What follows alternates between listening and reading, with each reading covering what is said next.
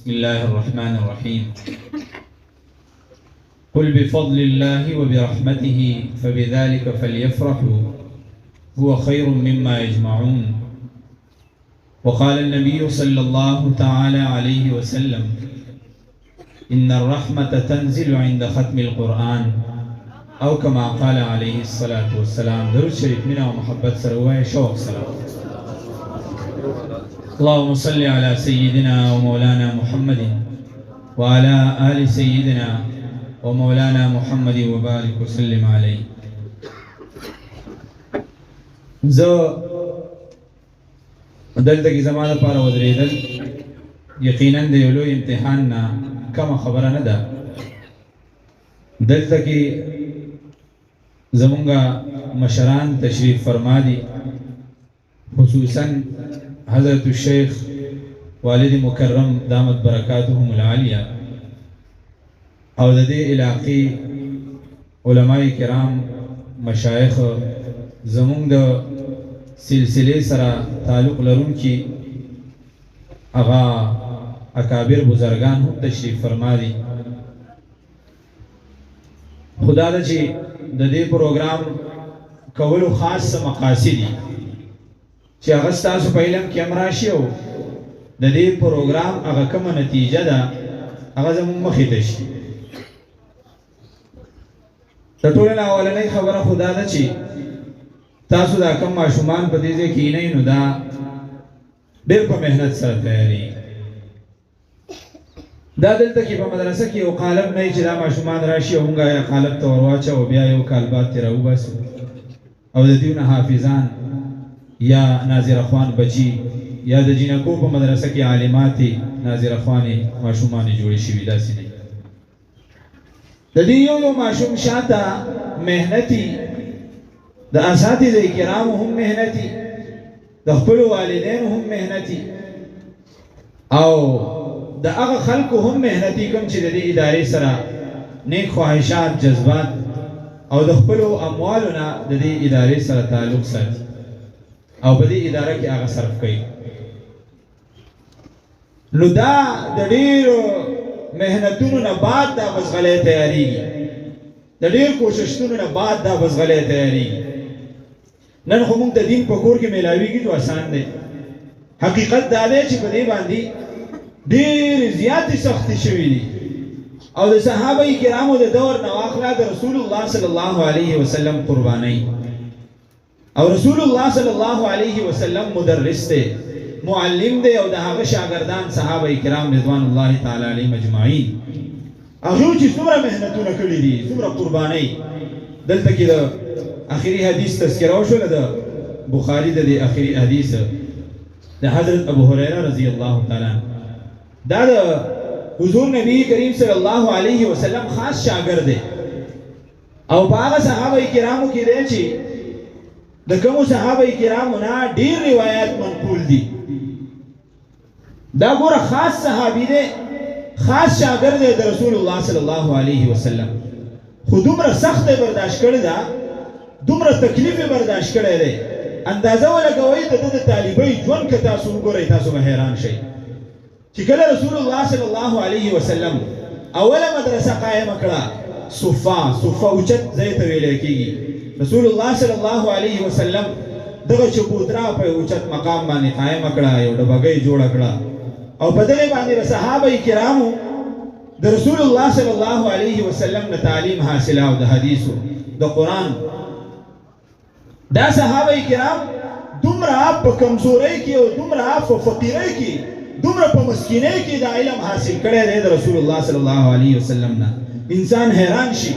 حضرت ابو هریره رضی الله تعالی عنه خپله فرمایي یو ورځ ورله چا روټۍ وکړله، نو چې روټۍ ورله وکړله نو رومال یې ورسره هم کېښوده. هغه رومال ډېر ښایسته و، بوس رومال و چې کله یې راواغسته نو پوزه یې پرې پاکوله. چې کله یې پوزې ته نږدې کړ نو ځان ته وایي ابو هریره چېرته ته او چېرته دا پوس رومال. هغه وخت را یاد که چې په صفه کې به ومه د خوراک دپاره به څه نه میلاوېده. انصارو به چېرته د کجورو یو خوشه راوړه، هغه به یې ځوړنده کړه چې صحابي به وږی شو دا خپلې لوږې د مړې کولو دپاره به ورپاسېد په لخته باندې به یې هغه خوشه وواله یو کجوره نیمه به ترې راولوېده هغه به یې چوپله او وایي دا خبره به مونږ ته ډېره خوښه وه چې کومه کجوره به کلکه وه نو زمونږ په غاښونو کې به یو طرف ته تله بل طرف ته به تله ټیم به پکې ډېره اوښتېده نو د دې له وجې نه به مونږ وچه جوهره چې کوم دی نو ډېره خوښوله ابو هريره رضی الله تعالی عنه په دغه رومال باندې پوزه پاکه نه کړه لاندې رومال کېښو ویې جړل هغه روټۍ ته هم پاتې شوله په یو موقع باندې حضرت ابو هريره رضی الله تعالی عنه فرمایي ډېر سخت وږی شوم د خوراک دپاره څه نه میلاوېده تر دې حده پورې چې بېهوشي را باندې راغلله د رسول الله صلی الله علیه وسلم د منبر مخې ته را پرېوتمه خلک به تېرېده په سر باندې به مې خپې ایښودې چې په ده باندې د میرګو مرض راغلی دی وایي په الله قسم په ما باندې د میرګو مرض نه و په ما باندې که بېهوشي راغلې وه که په ما باندې سترګې پټې شوې وي نو صرف او صرف د لوږې د وجې نه پټې شوې دومره سخته تېره شوې ده حضرت ابو هريره رضی الله تعالی عنه هغه ارشاد فرمایي یو ورځ وږی شومه د خوراک دپاره څه نه میلاوېده او په یو روایت کې راځي وایي الله دې سعد بن عباده رضی الله تعالی عنه ډېر لوی خیر ورکړي چې کله به صحابه کرام ډېر زیات وږي شو نو هغه به اویا کسه د ځان سره میلمه کړه په صفه کې به د اویاو کسانو نه واخله تر 300 پورې طالبان صحابه کرامو به علم حاصله سعد بن عباده رضی الله تعالی عنه دې الله خیر ورکړي هغه به د ځان سره اویا کسان بوتله اوس مونږ هم اندازه ولګو که څوک وږی شي که په طالبانو سخته راشي په مدرسه سخته راشي مونږ څو کسان د ځان سره بولي مونږ د څو کسانو فکر کړی دی مونږ د چا نه تپوس کړی دی مونږ د کوم استاد سره میلاو شوي یو ستا دا ماشوم ستا دا بچی چې تا ته د پلانکي ځای نه تا ته د پېښور نه حواله شوی دی تا ته د مردان نه او د تخبۍ نه حواله شوی دی تا ته د باګام د هغه سر نه حواله شوی دی تا ته د اوشیرۍ د هغه سر د برول د هغه سر نه حواله شوی دی د ده د خوراک څه بندوبست دی آیا دا چېرته تپوس کړی دی چا د دې تپوس کول پکار دی نو سعد بن عباده رضی الله تعالی عنه به دغه تپوس کوه ماښام به یې دغه صحابه کرام د ځان سره بوتله خوراک به یې وله ورکوه په کور کې څه وو هغه به یې پرې وخوړله نو ابو هريره رضی الله تعالی عنه هغه شاګرد دی د رسول الله صلی الله علیه وسلم هغه وایي وږی شومه د مسجد نبوي په دروازه کې ودرېدمه چې څوک به راشي زما حالت به وګوري ما به د ځان سره کور ته بوځي خوراک به راباندې وکړي نو چې لاړم ودرېدم ابوبکر صدیق رضی الله تعالی عنه راغی زما په اندازه پوه نه شو ما ته د آیت تپوس وکړ هغه آیت ماله د حضرت ابوبکر صدیق رضی الله تعالی عنه ښه راته ولې ما براه راست رسول الله مبارک نه اورېدلی و هغه به ما په اندازه پوه نه شو سیده لاړ کور ته د دې نه بعد عمر فاروق رضی الله تعالی عنه بار ته تشریف راوړه زما په اندازه هغه هم پوه نه شو آیت تپوس مې ته وکړه جواب یې راکړه او سیده لاړ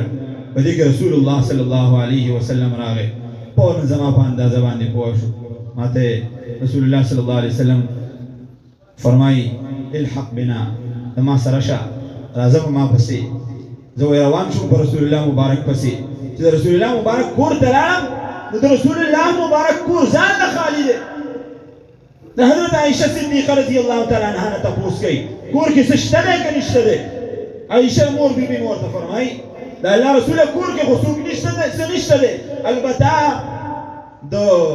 لرګي په دې کاسه کې د پلانکي کور نه ستا دپاره لږ شوده راوړلی شوي دي بس دغه پراته دي رسول الله مبارک کور به هم خالي و داسې نه وه چې د رسول الله مبارک ښه خوراک ته زړه نه کېده ښه خوراک ته یې ښه زړه کېده خو څه به ونه حالت داسې و صحابه کرام هغه په صفه کې تشریف فرما دي او یا 300 کسان یا د دې ترمنځ حضور نبی کریم صلی الله علیه وسلم حضرت ابو هريره رضی الله تعالی عنہ حکم وکړ شه او د صفه والا راواله ابو هريره رضی الله تعالی عنہ فرمایي وای زما زړه ته دا خبره پریوته چې یاره دا خو یوازې زمانه کېږي نو دا صفه والا ده او یو 300 طالبان چې راشي دي به ما ته به وکړي څه بچ او دا مې هم ځکه وه چې رسول الله مبارک چې په چا خدمت کوي نو هغه له اخره کې ورکوي ما ته به بیا څه پاتې شي رسول الله مبارک دغه کسان په ما راوغوښتو صحابه کرام راغله رسول الله مبارک ما ته وی چې دله ورکا ټولو له مې ورکړه ذهن ته مې بیا خبره راغله چې دا یوه معجزه ده اخیره کې هم حق پاتې وو ټول ته سیراب شو ټولو وسکه اخیره کې هم حق پاتې وو څومره چې مخکې نه پراته ما ته رسول الله مبارک وی چې شریف ته دې وسکه بیا راته وی چې شریف بیا مې دې وسکل په درېیم ځل ورته ما وویل چې الله رسوله والله لا اجد له مسکنا نور زیره پکې نشته دی نور څه وسکمه رسول الله مبارک بیا پیاله واغسته او په خپل هغه نوش کړه نو ګوره دومره په سختو باندې دا ګوره دا علم دلته کې راغلی دی عبد الله بن عمر رضی الله تعالی عنہ د دغې مدرسې طالب علم دی علم به حاصلاو د وجود دپاره کپړې نشته دی د تن د پټولو دپاره جوړه نشته دی یقین وکړه تاریخ وګوره حضرت عبد الله بن عمر رضی الله تعالی عنہ هغه وایي یخني مې وشوه څادر نشته دی یو سرمن مې په منځ کې سوری کړه لکه څنګه چې مونږ دا کفن سوری کوو په منځ کې دا مې دې سر ته ور واچوله او یو پړه مې دا ځای کې وتاړه چې خپل وجود کې مې وجود مې پرې رابند شي وجود مې پرې راپټ شي او لاړم هغه په درک کې چې څه مزدوري به وکړم او د خوراک پسې ځان له پیدا کړم طالب علم دی چې لاړم نو د یو یهودي باغ دی په هغې په باغ په دروازه کې نري چاونه دي هغه چاو کې مې کتل دي یهودي ولیدم وی راشه د مزدورۍ زما سره سامان شته راننوځه چې ورننوځم نو ما ته وایي چې لس بوکې راوباسه بوکه خو پېژنئ که نه غټه دا ډرم چې په نیمه کې جدې ته وایي بوکه دا راوباسه لس بوکې او چې لس بوکې دې پوره کړې نو یوه کجوره به درکړم لس بوکې به مې راایستې یوه کجوره به یې راکوله په هغې مې لږه ګزاره وشوه فوراً مې ذهن ته راغله چې هسې نه رسول الله مبارک بهر ته تشریف راوړی او د حدیثو درس یې کړی د هغه ځای نه راروان شوم واپس راغلم او د رسول الله مبارک په درس کې شریک شوم نو دا خلک وګوره د دین لپاره قربانۍ ورکړې وي څومره لویې قربانۍ ورکړې وي امام بخاري رحمت الله علیه په خپله په دې کتاب کې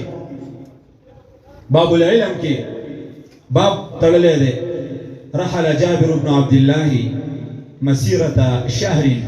إلى عبد الله بن أنيس في حديث واحد امام بخاري رحمت الله علیه حدیث نه دی ذکر کړی باب یې صرف ذکر کړی دی په شرایطو یې پوره نه حدیث د حسن درجې دی په بل خپل کتاب کې ادب المفرد کې امام بخاري رحمت الله علیه دا حدیث بیا راوړی دی کتاب المعانقه کې نو اوس ګوره اندازه ولګوله امام بخاري رحمت الله علیه د دې حدیث نه تاسو اندازه ولګوئ جابر بن عبد الله رضی الله تعالی عنہ د یو حدیث لپاره یوه میاشت سفر کوي یوه میاشت د یو حدیث لپاره سفر کوي د عبد الله بن انیس رضی الله تعالی عنہ خالص اوس مونږه پروګرامي دعوت هم ورکړی شي ته به رام شي رینګ هم وکړی شي ویل باران دی نشم تللی د دې حدیث ته اورېدو لپاره بس بل څوک به لاړ شي دومره شوق حالانکه سخته څومره تېره شوې ده امام زهبي رحمت الله علیه سیر و اعلام نبلا کې د امام بخاري رحمت الله علیه تذکره کړې ده چې امام بخاري رحمت الله علیه د چې دا علم حاصلاو نو په دومره سختو باندې حاصل کړ یوه ورځ روټۍ ونه خوړه په دویمه ورځ روټۍ ونه خوړه په درېیمه ورځ واښه وخوړه او تاریخ بغداد کې امام بخاري رحمت الله علیه بله قصه لیکلې ده چې دومره سخته پرې راغله په یو مقام باندې په امام بخاري رحمت الله علیه چې خپلې کپړې هم خرڅې کړې صرف دومره کپړه یې پرېښوده چې خپل ضرورت یې پرې پټ نو طالبانو په کلاس کې وی چې یاره دلته کې به یو ماشوم راته یو هلک به راته محمد ابن اسماعیل څو ورځې وشوې چې هغه نه راځي وی راځئ چې تپوس یې وکړو چې معلومات یې وکړو نو امام بخاري رحمت الله علیه ورته وایي کپړې مې نشته دی ځکه درس ته نشم دلته چنده یې وله وکړه او کپړې امام بخاري رحمت الله علیه راواغست امام حاکم رحمت الله علیه هغه د ابو ایوب انصاری رضی الله تعالی عنہ متعلق وي د مدینې نه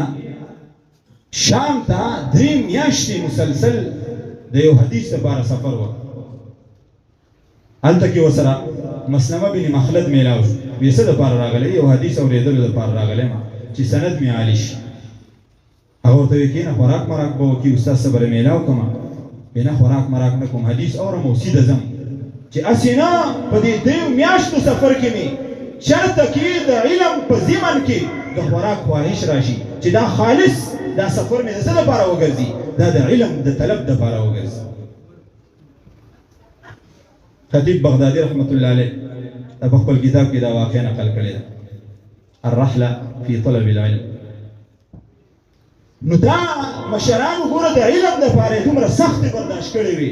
ستاسو دې ماشومانو هم سختې برداشت کړې وي هلته کې چې کومې جنکۍ دي هغه فاضلاتې شوې عالماتې شوې هغې هم داسې سختې برداشت کړې دي د هغې نه بعد الله سبحانه وتعالی دومره لوی مقام ورکړی دی دا چې تاسو ته دا رونق ښکاري دا بهار ښکاري د دې روح روا حضرت سندل باباجي نور الله مرقده هغه هم دا سختې برداشت کړي دي ځکه ورته الله څومره لوی مقام ورکړی دی په دې حاضر مجلس کې به داسې څوک نه چې یا به د باباجي شاګرد نه یا به د باباجي د یو شاګرد نه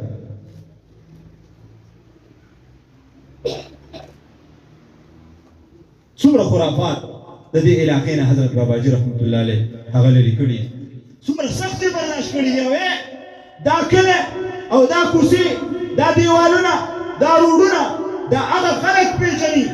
کوم خلک چې الله ته ډېر نږدې دی د چا د وجې نه د حضرت سندل باباجي نور الله مرقده د وجې نه په دې خاوره باندې چا قدمونه ایښودي دي په دې خاوره باندې مفتي ضروري خان رحمه الله قدم ایښودی دی د چا دپاره د سندل باباجي دپاره په دې خاوره باندې نظام الدین شامیزی رحمت الله علیه قدم ایښودی دی د چا دپاره د حضرت سندل باباجي دپاره په دې خاوره باندې د دې ملک عظیمو شخصیاتو دا قدم ایښودلی دی د څه دپاره د حضرت باباجي د ملاقات دپاره. تاسو دومره خوش قسمته یې چې الله سبحانه وتعالی دومره عظیمه هستي حضرت باباجي تاسو له دلته کې درکړی دا لوی مقام دی دا لوی مرتبه حضرت باباجي خپله ټوله زندګي اوې چېرته دېرش څلوېښت کاله نه بلکې پوره صدي هغه د دې علم د دې دین د دې قرآن او حدیث خدمت کړی دی د هغې نه بعد دا مرتبه میلاو شوې ده په ګوټ ګوټ کې تپوس کې په کوم ځای کې تپوس کې د حضرت باباجي نوم به تاته میلاوي دا د څه د وجې نه د باباجي چېرته کې ګاډي نه چلېږي د باباجي چېرته کې کمپنیانې نه دي د څه د وجې نه د علم دین د وجې نه د قرآن او د حدیث د خدمت د وجې نه په هغه اولنو خلکو کې د حضرت باباجي په دې علاقه کې بلکې په دې دیر کې چې حضرت باباجي نور الله مرقده د علم دا شواګانې درته راوړي او بیا په هغه تسلسل سره د تصوف څومره لوی کار حضرت باباجي کړی دومره لوی کار یې کړی دی چې زمونږ دغه سلسله د حضرت عبدالغفور سیدو بابا نه بعد مړه شوې وه ختمه شوې وه حضرت سندل باباجي هغې له یو نوی روح ورکړی دی یو نوی روح یې وله ورکړی دی په هغه میدان کې هم عظیم کردار په د علاقې په خدمت کې هم عظیم کردار حضرت باباجي نور الله مرقده کومه یوه جرګه او فیصله هغه به د باباجي یو شریعت د باباجي د نوم نه بغیر نه کېده نو تاسو ته ما دا خبره عرض کوله چې دا لوی مقام او مرتبه که میلاو شوې ده نو دا د دې علم د کبله میلاو شوې ده دا لوی مرتبو ته حضرت باباجي رسېدلی نو دا د دې قرآن او د حدیث د خدمت د وجې نه رسېدلی او په حقه تسلسل سره زمونږ موجوده باباجي هغې ته کوم لوی مقام خدای ورکړی دی تاسو اندازه ولګوئ وایي که د یو سړي د علم د قبولیت اندازه تاسو لګوئ نو د هغه خاندان ته وګورئ چې په خاندان کې خراب خلک ډېر دی او که نیک خلک یې ډېر دی نو چې په خاندان کې الحمدلله ثم الحمدلله زمونږ په خاندان کې یو هلک چې لویږي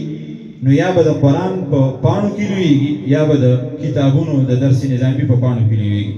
څه مطلب دا دی یا به حفظ قرآني یا به چې کوم دی نو هغه عالمي دي الحمدلله دغه فکر او توجه خلک بچي پیدا کړي لاړ شي مزدورۍ له ولیږي په کروڑونو روپۍ ولګټي مونږه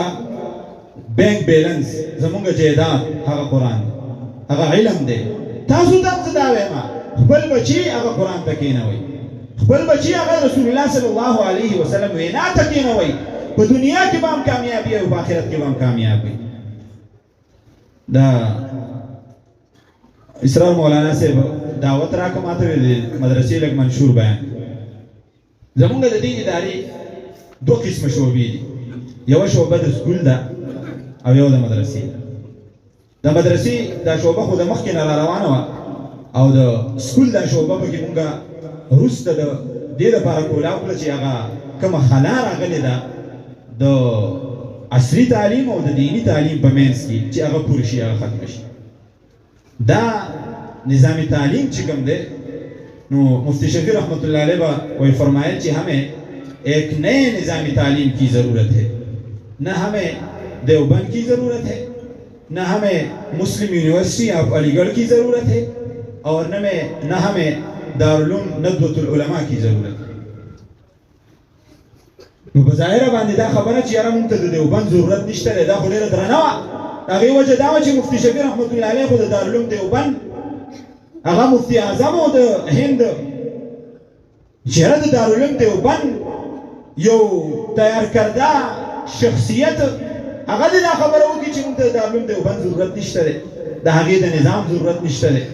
نو دا خبره به درنه لګېده، خو چې وخت تېرېده نو د حضرت مفتی شفیع رحمه الله د هغې خبرې یو لوی مقصد و. هغه مقصد دا و چې د استعمار نه بعد چې کومه خلا د عصري او د دیني علومو په منځ کې راغلې ده، د دې خلا د ختمولو لپاره حضرت مفتی شفیع رحمه الله دا خبره کړې ده چې کله د علومو او د دې علومو دا درې نظامي تعلیم به چلېده په هندوستان کې د پاکستان د ازادېدو نه مخکې. دارالعلوم دیوبند، دارالعلوم ندوۃ العلماء او مسلم یونیورسٹی آف علی گڑھ، دې کې به علوم پڑھاوېدل. نو امام دا څومره مشران ائمه چې تېر شوي دي که نه، نو دوی داسې علم نه دی حاصل کړی. یقین وکړه دا نظام وروسته بدل شوی دی د تعلیم ده. هغه اولنۍ یونیورسټۍ چې ته وګورې جامع قرویین چې په فاس کې ده المغرب کې، یا هغه یونیورسټي وګورې جامع زیتونه او یا جامعة الازهر د مصر او جامعة زیتونه د تونس. دا یونیورسټیانې چې وګورې په دې کې دا دواړه تعلیمونه به پړاوېده. البته چا چې به سپیشلایزیشن کاو یو خاص علم به حاصلاو نو د هغې دپاره به بیا یو خاصې شعبې ته رجوع کوله، یو ډیپارټ ته به ته. تاسو اندازه ولګوئ د دقې جامع قرویین نه ابن رشد فاضل دی، د دقې جامع قرویین نه ابن العربی مالکی فاضل دی، د دقې جامع قرویین نه فضیل ابن عیاض فاضل دی. تاسو هغه اندازه ولګوئ. هغه ګوره ابن خلدون والا، ابن خلدون لوی فلسفي د تاریخ څومره لوی فلسفي دی. ابن رشد واخله، فضیل ابن عیاض واخله، څومره لوی امام دی د حدیث او د سنت. د دې په منځ کې به تاته فرق نه معلومي. ساینسي علوم به هم پړاوېدل، دیني علوم چې ورته مونږ وایو دا به هم پړاوېدل، ولیکن شخصیات به یو شانتې راوتل. تاسو فارابي راواخلئ، البیروني راواخلئ، د دې په سرونو باندې وپټکي. تاسو وګورئ د هغې وجه څه ده؟ د هغې وجه دا ده چې دوی داسې نظام تعلیم اپناو کړی و چې هغه به د یو چت د لاندې هم دیني او هم عصري علوم پړاوېده. زما استاد مکرم حضرت مفتی شاکر الله حقانی صاحب څومره بهترین خبرې وکړې په دې موضوع سره. اوس مونږه مقاصد څه دي؟ مقاصد دا دی چې کفري او یلغار دی. هغه یلغار د تصوراتو د بدلېدو په شکل کې دی. زمونږ تصورات بدل شوي دي. تصور زمونږ د عصري علومو دا دی چې کله زه فاضل شم، فارغ شم، ډیګري واخلم، نو زه به بیا خلک حلالوم. که ډاکټر یم نو زما به کار دی چې زه به د بل په جیب باندې نظر ساتم. دا تصور بدل شوی دی. د خدمت تصور ختم شوی دی. فکر دا بدل شوی دی چې مغرب څه وایي زه به حق اپناوم. د اوسه پورې دا خبره به مغرب کوله چې دا انډه د دې دا زیړ دا د کولیسټرول لپاره ډېر نقصان ده سیز دی، امراض قلب کې دا ډېر نقصان ده.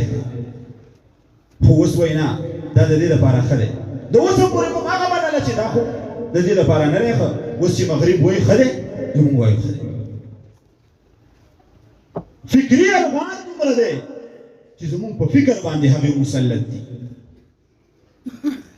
زموږ شناخت بدل شوی دی شناخت څنګه بدل شوی دی یو سکول ته به ماشوم ځي تر هغه وخته پورې ورته داخله نه میلاویږي تر څو پورې چې د انګریز هغه لباس هغه نه یې اغوستی دا خو لا یو ټکی نه دی ویلی دا خو د انګریز لا یو ټکی نه دی ویلی ته ولې چې کوم دی د هغه لباس اپناوې نو زموږ فکر دا مغلوب دی زموږ تصورات بدل شوي دي زموږ رهن ذهن بدل شوی دی د دغې ټولو خبرو نه د بچاو دپاره دغه فکر وکړی شو چې موږ یو داسې نظامي تعلیم رایج کړو چې په هغې کې د یو چت د لاندې هم دیني تعلیم هم عصري تعلیم پړاوي او په شانداره طریقې سره پړاوي د دې منهج باندې موږ له کار کول پکار دا ماشومان د دیو دپاره چې څنګه مدارس انتظار کوي د خلکو اخلاقی تربیت د خلکو روحاني تربیت په مساجدو کې انتظار کوي دقسې یاد ساته دته د ډیسي کرسۍ هم انتظار کوي چې کاش کله به څوک راځي یو مسلمان چې د هغه به ښکلی پټکی بسري د هغه به ښکلې ګیری هغه به په سنت رسول باندې مزیني هغه به په دې کرسۍ باندې کینی او دی به خپل اډر د قرآن او د حدیث احکام د دې ځای نه جاري کوي دا په سکول کې دا په یونیورسټۍ کې دا څومره شعبې دي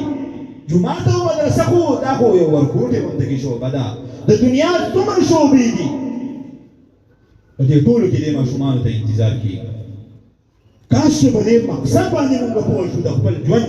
چې په هر ځای کې د رسول الله صلی الله علیه وسلم د حکم خبره پکار ده د الله جل جلاله د قانون خبره پکار ده هغه به کله کېږي چې موږ دا ماشومان هم په دیني علومو سره هم په عصري علومو سره مزین کو او دغه میدانونو ته یې ولیږو دا به زموږ دپاره کامیابۍ سبب ګرځي انشاءالله داسې خو به کوئ که نه دا ماشومان دلته کې چې راشي نو دا مخکې ما خبره وکړه دا یو قالب نه وي په دې باندې خرچه هم کېږي تقریبا موږ چې اندازه کوو نو د دې ماشومانو باندې د 6000 نه واخله تر 7000 روپو پورې پر من خرچه کېږي دا څوک چې مدارس پړاوئ او مدارسو کې سبق وایي نو دې علماء کرامو ته د دې خبرې اندازه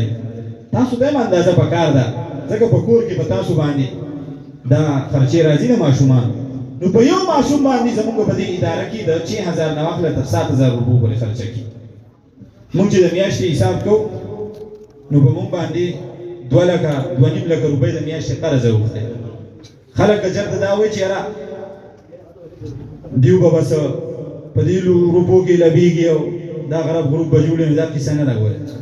په موږ باندې ګوره قرضونه اوړي د میاشتې په موږ باندې کم از کم د 2 لکو نه واخله تر 2.5 لکو روپو پورې قرض د دې ماشومانو همه وخت نگرانی د سکول سیکشن جدا د مدرسې سیکشن جدا د بناتو سیکشن جدا د بنینو سیکشن جدا د ماسودانې د ټیویشن هغه ذمہوارۍ جدا د هاستل د خوراک د بیماری د ساو د سپوري د دې ټولې خرچې په موږ باندې راځي استادو بشان با همت خلک هغه زموږ سره امداد کوي تعاون کوي الله سبحانه وتعالى هغه خرچې د خپل غیب خزانو نه پورا کوي نو تاسو په خدمت کې هم دغه عرض دی چې ګوره موږ ته دا ماشومان خپل حواله کوي دې مدارسو د خپل ماشومان حواله کوي دا به ستاسو لپاره د دنیا او د آخرت د کامرانۍ او کامیابۍ سبب ګرځي موږ ستاسو نه دغه مطالبه ده ماشوم موږ ته حواله کړه دا ماشوم ستا عزت دی ستا پټکی دی دا ماشوم ستا د قیامت په ورځ د شفاعت ذریعه ده تا ته به هله د دې ماشوم پته ولګي کله چې د قیامت په ورځ باندې دلته د لاس نه نیولی چېرته یې روان کړی دا مې پلار دی دا مې رور دی دا هغه مسلمان دی چې په ما یې خرچه کړې ده دا زه د ځان سره جنت ته بوځم د دې احساس به په هغه وخت کې وشي اوس خو احساس نه کېږي چې کوم ماشوم ګوړي کوم ماشوم شري کوم ماشوم کمزوری د ذهن نه وایي مدرسې ته یې ولېږه نه موږ له تازه ککره یې راولېږئ موږ له قابلانې ککره یې راولېږئ موږ له تکړه خلک راولېږئ موږ له په خپل کور کې په خپلو ماشومانو کې سنجیده ذهین طلبه کرام راولېږئ بیا موږ د هغې نه څه جوړو بیا موږ څنګه هغه پروموټ کوو بیا به هغه هم د دنیا هم د آخرت لپاره ستا ذخیره ګرځي هغه شی به نه ګرځي چې په دې لاهور کې د حضرت حجویری رحمت الله علیه هغه مزار دی په هغې باندې یو مینار دی د بزرګ کیسه لیکلې ده چا خپل زوی هغه به وتلی و اعلی تعلیم دپاره بهر ملک نو دین یې ورته نه و ښودلی صرف دنیا یې ورته ښودلې وه چې کله یې واپس راوسته نو هغه مینار یې ولیده نو خپل پلار ته یې وی چې these rocket launchers have been fitted right in the center of the city چې پلاره دا راکټ لانچرې مینار ته یې څه وي راکټ لانچرې ورته وي وی دا راکټ لانچرې د شهر په دې منځ کې چې کوم دی نو چا پیټ کړي او د څه لپاره یې پیټ کړي مونږ وایو دا به شعائر الله وپېژني دا به تا وپېژني دا به قرآن او حدیث او فقه او دا به ستا مور وپېژني ستا حق به وپېژني ستا پلاروالي به وپېژني ستا حق به وپېژني نو دغه ماشومان مونږ ته حواله کوي انشاءالله د دې ځای نه چې وځي په کامیابۍ سره به د دنیا او د آخرت وځي انشاءالله الله سبحانه وتعالی دې په دې خبرو باندې مونږ له د عمل کولو توفیق راکړي الله سبحانه وتعالی دې ستاسو ماشومان چې مونږ ته حواله کړي دي مونږ ته هم د تربیت کولو توفیق راکړي یو څو خبرې کوم زموږ داخلي شروع دي خپل ماشومان زر تر زره زموږ سره داخل هم د سکول هم د مدرسې په سیکشن کې هم د بنینو هم د بناتو دغسې زموږ سره سخت کال دی ملګرو دا اراده کړې ده چې درجه اوله شروع کړي او هغه هم د سکول سیکشن سره سره چې په سهار ټایم کې به هغه کتابونه وایي او څه وخت به هغه سکول ته میلاویږي نو په دې کې هم داخلي زموږ سره شروع دي تاسو هغه ماشومان چې کوم حفاظ دي یا هغه ماشومان چې حفاظ نه دي 8 کې 9 کې دي نو هغه مونږ ته حواله کوي انشاءالله په کتابونو کې به هغه مونږ سره ایډمټ کېږي الله سبحانه وتعالی دې په دې خبرو مونږ ته د عمل کولو توفیق راکړي واخر دعوانا الحمد لله رب العالمین